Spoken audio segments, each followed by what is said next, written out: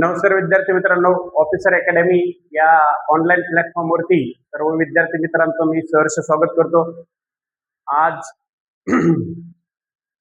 म्हणजे मागच्या काही दिवसातच एक 2-4 दिवसापूर्वी अत्यंत महत्वाची एक UPSC मार्फत भरली जाणारी सर्वात महत्वाची एक जाहिरात आलेली आहे. ओके, यापूर्वी आपण NDA एक्झाम बघितली असेल, त्याचाही व्हिडिओ ऑनलाईन प्लॅटफॉर्मच्या माध्यमातून तुमच्यापर्यंत पोहोचला असेल. त्याच्या नंतरचा जो डिफेन्स एक्झाम असते UPSC मार्फत घेतली जाते, त्याचीच एक जाहिरात मागच्या काही दिवसामध्ये आलेली आहे. आणि या जी CDS एक्झाम आहे, या CDS एक्झाम बद्दलच आपण संपूर्ण माहिती बघणार आहोत की याची तयारी कशा पद्धतीने केली जाणार आहे. चला तर बघूया. CDS एक्झाम म्हणजे नेमकं काय? कंबाईन डिफेन्स सर्व्हिस ज्याला म्हटलं जातं. ओके, त्यामार्फत आर्मी, नेव्ही, एअरफोर्स मध्ये ऑफिसर होण्यासाठी एक ग्रॅज्युएशन लेवलला, आता 12वी नंतर NDA मार्फत तुम्ही आर्मी, नेव्ही, एअरफोर्स मध्ये ऑफिसर लेवलला जाताय. त्याच्यानंतर CDS नावाची एक्झाम असते, त्यामार्फत तुम्ही कमांडिंग ऑफिसर पर्यंत पोहोचू शकता.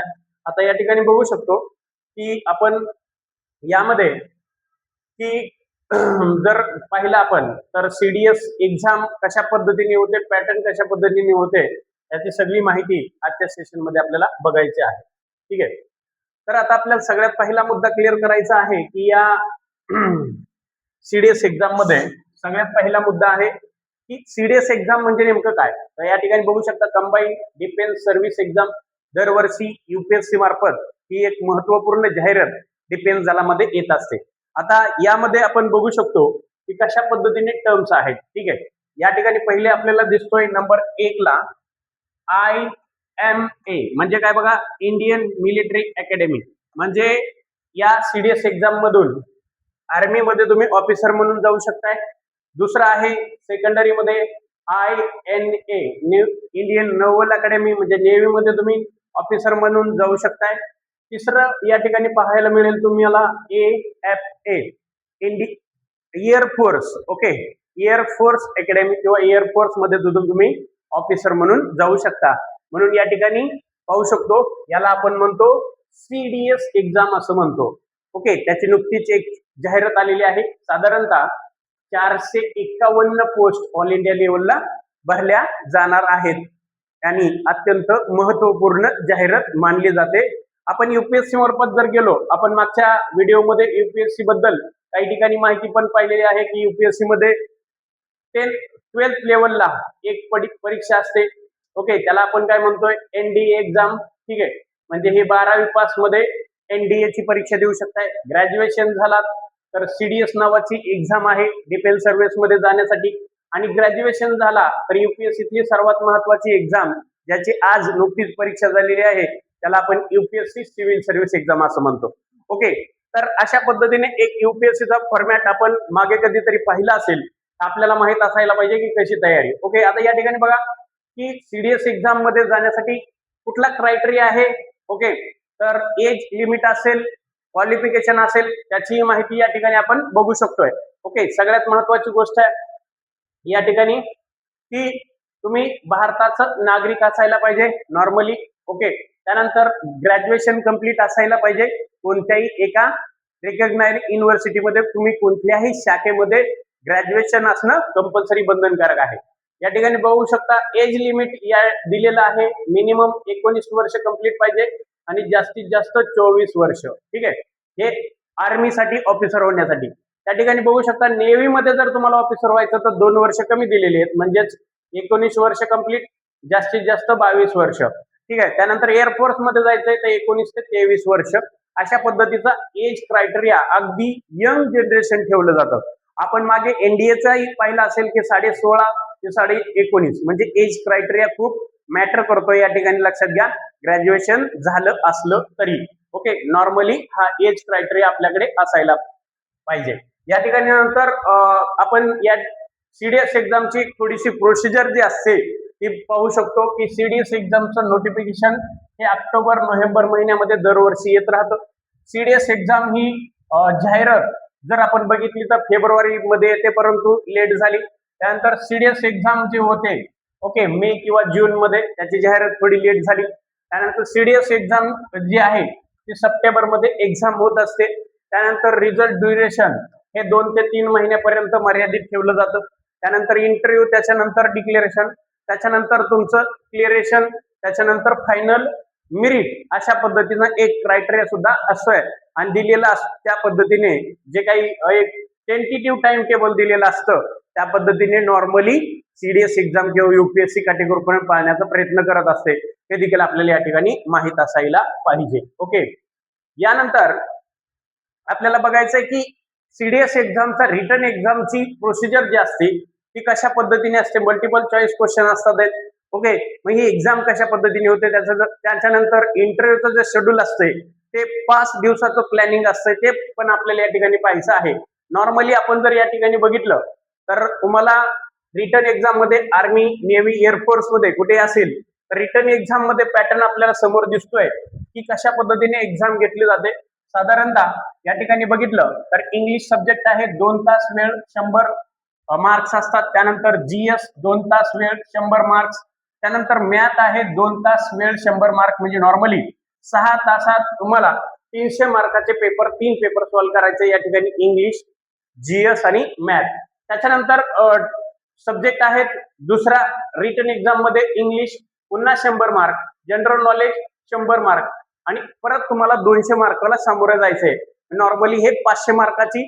आणि त्याच्यानंतर पुन्हा ज्यावेळेस तुमचा जो इंटरव्ह्यूचा प्रोग्राम आहे त्यामध्ये सुद्धा तुम्हाला वेगवेगळ्या एक्झामला फेस करायचंय, जवळपास 900 एक्झामला. ओके, हे देखील आपल्याला माहित असायला पाहिजे रिटन एक्झाम मधले टॉपिक. ओके, यानंतर आपल्याला बघायचंय की नॉर्मली सीडीएस एक्झामचा जो सिलेबस आहे इंग्लिश असेल, जीएस असेल आणि मॅथमॅटिक्स असेल. नॉर्मली या ठिकाणी टॉपिक सुद्धा दिलेले आहे. इंग्लिश मध्ये कोटिंग पाहू शकता, त्यानंतर सेंटेन्स पाहू शकता, comprehension passage, fill in the blank असेल, ऑर्डिनरी सेंटेन्स असेल, अँटोनिम्स, सिनोनिम्स असेल, पार्ट्स ऑफ स्पीच असतील.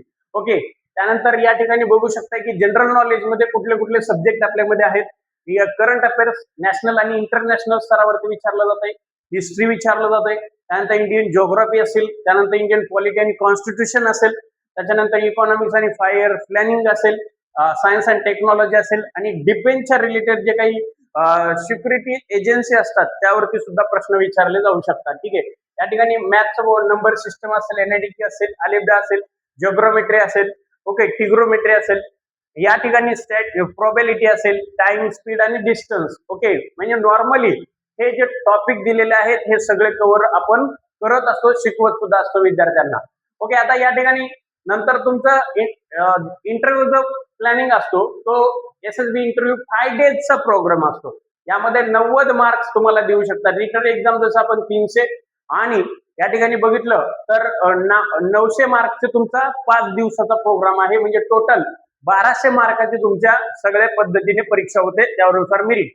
आता डे 1, ओके, 5 दिवसाच्या इंटरव्ह्यू मध्ये आपल्याला पहिल्या दिवशी काय करायचं आहे तर या ठिकाणी टेस्ट आहे, इंटेलिजन्स टेस्ट. ओके, त्याच्यानंतर टेस्ट मध्ये, त्यानंतर दुसऱ्यामध्ये सायकोलॉजी, तिसऱ्यामध्ये जर बघितलं जीओटी म्हणजे ग्रुप डिस्कशन आणि त्या कमांडिंग टास्क तिसऱ्या दिवशी.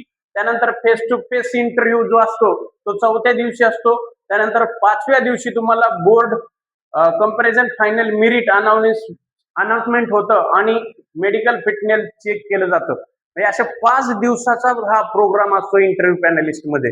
ज्यावेळेस तुमचं रिटर्न एक्झाम झाल्याच्या नंतर हा सर्वात महत्वाचा एक भाग मानला जातो परीक्षेसाठी. ओके, यानंतर जर आपण बघितलं तर जे काही आपल्या ऑफिसर अकॅडमी मध्ये बॅचेस चालतात, सीडीएस असेल, एनडीए असेल, युपीएससी असेल, आपण बघू शकताय की 6 महिन्याची बॅच असते. त्याच्यात नॉर्मली 25,000 फी.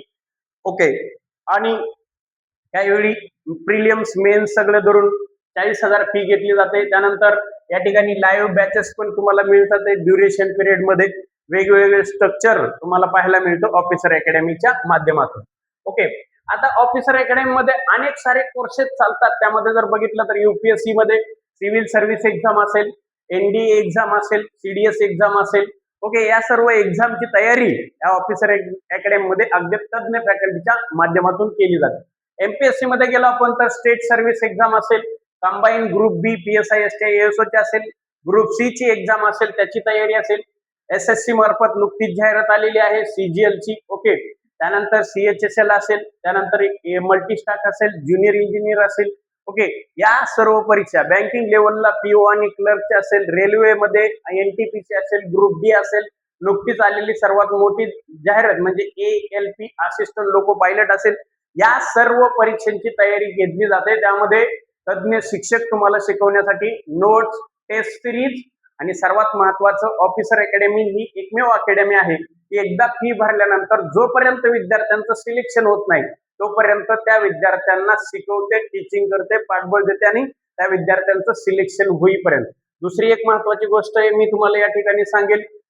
ओके, की या ठिकाणी जे स्टडी प्लॅनिंग चालतं म्हणजे एक्सपर्ट फॅकल्टी असेल, रेग्युलर टेस्ट सिरीज असेल, स्टडी मटेरियल असेल, ट्रेनिंगचा पार्ट असेल. ओके, ऑनलाईन आणि ऑफलाईन बॅचेस असतील. म्हणूनच रिझल्ट आपल्याला मिळत राहतोय. आता बऱ्याच विद्यार्थ्यांना वाटतं की ऑफिसर अकॅडमी मध्ये काय, तर एकमेव अकॅडमी आहे. मी तुम्हाला सांगितलं की 50% फी सुरुवातीला घेते. ओके, आणि 50% फी अकॅडमी विद्यार्थ्याकडनं सिलेक्शन झाल्याच्या नंतर घेते. आणि म्हणूनच ऑफिसर अकॅडमीकडे विद्यार्थ्यांचा सध्या कल खूप वाढलेला दिसतोय. त्याचं कारण असं आहे की विद्यार्थ्यांना आपण कधीही असं सोडून देत नाही की एकदा बॅच जॉईन केली तर जोपर्यंत त्या विद्यार्थ्यांचं सिलेक्शन होत नाही तोपर्यंत त्या विद्यार्थ्याच्या पाठीशी अकॅडमी उभी राहते.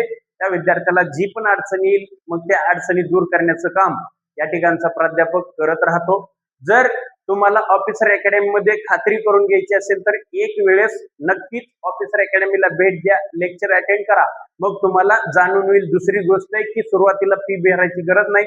जोपर्यंत तुम्हाला लेक्चर अटेंड करायला मिळत नाही, लेक्चर अटेंड केल्यानंतर तुम्हाला समजत नाही की कसं आहे, त्यानंतरच तुमची फी घेतली जाते. तुम्हाला डेमो लेक्चर मिनिमम 4 ते 5 दिवस कंटिन्यू दिले जातात. जर काही विद्यार्थ्यांना आणखी काही डाऊट असेल तर हा स्टुडंट केअर ऑफिसर अकॅडमीचा नंबर आहे 8828485535. या नंबरवरती तुम्ही कधीही संपर्क साधू शकता. धन्यवाद. थांबतो या ठिकाणी. नवीन व्हिडिओमध्ये पुन्हा भेटूया.